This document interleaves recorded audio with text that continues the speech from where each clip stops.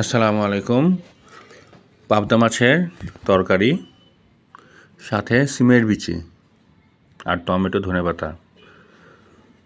আমার তো খুব মজা লাগে। আপনাদের কার কেমন লাগে কমেন্ট করে জানাবেন। তরকারিটা দেখেন কত সুন্দর লাগছে, কালারটা দেখেন, আর গন্ধ সেটা তো না বললেই না। অবশ্যই রেসিপিটা বাসায় ট্রাই করবেন। রান্নার জন্য প্রথমে প্যানে পেঁয়াজ নিয়ে নিলাম, পেঁয়াজ কুচি, তেল দিয়ে সেটাকে হালকা একটু ভেজে নিব। মরিচটা কেচি দিয়ে কেটে নিলাম, লম্বা ফালি করে নিলাম। প্রায় 7-8টার মতো মরিচ লাগবে। দিয়ে দিচ্ছি রসুন বাটা, আসলে ব্লেন্ড করে ফ্রিজে রেখে দেই, সেটাই পরে ইউজ করি। আদা বাটা সামান্য দিয়ে দিচ্ছে।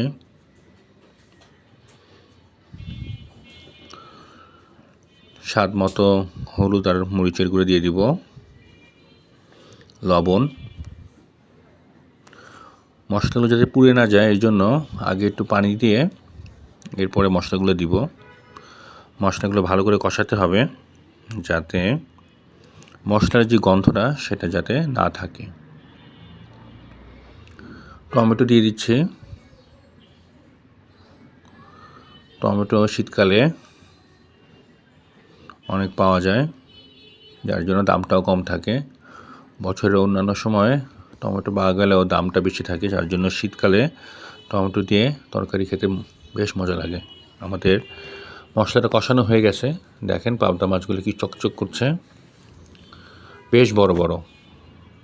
অন্য সময় এত বড় পাওয়া যায় না, এবার বড় বড় পাবদা পেলাম। মাছগুলো দিয়ে দিচ্ছি। মাছগুলো ভালো করে পরিষ্কার করা, দেখেন কত বড় মাছটা। পাবদা মাছ আসলে শরীরের জন্য যথেষ্ট ভালো। এটা যে শুধু স্বাদের জন্য খাই সেটাও না, আমাদের চোখের জন্য, স্কিনের জন্য, ইভেন হার্টের জন্য ভালো। দেখা যায় যে যেগুলা ফ্যাটি জিনিস সেগুলা বেশি খেলে হার্ট ব্লক করে, রক্তনালীগুলা সরু হয়ে যায়। কিন্তু মাছ এমন একটা জিনিস যেটা আপনি যতই খান শরীর খারাপ হবে না। ডাক্তাররাও বলে মাছ বেশি খাবেন। আসলে কথায় আছে না, মাছে ভাতে বাঙালি। আল্লাহ তাআলার একটা নিয়ামত যে বাংলাদেশে খুব সহজেই মাছ পাওয়া যায়। বিদেশে কিন্তু মাছের অনেক দাম। দেখা যায় মিটটা অনেক সস্তায় পাওয়া যায়, কিন্তু মাছ কিন্তু বিদেশে অনেক দাম, অনেক এক্সপেন্সিভ। দেখা যায় ওরা মাছ না কিনে নিজেরা মাছ ধরে। তো আমাদের মাছটা কষানো হয়ে গেছে।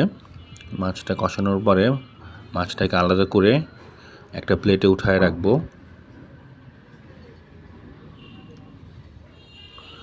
মাছটা সাবধানে উঠাতে হবে যাতে ভেঙে না যায়। মাছগুলো যেহেতু বড় সাইজের, তাই আমার ওয়াইফ ভাতের যে চামচটা আছে সেই চামচটা দিয়েই উঠাইছে।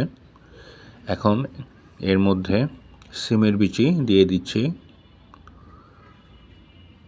দিয়ে দিলাম পেঁয়াজ কলি।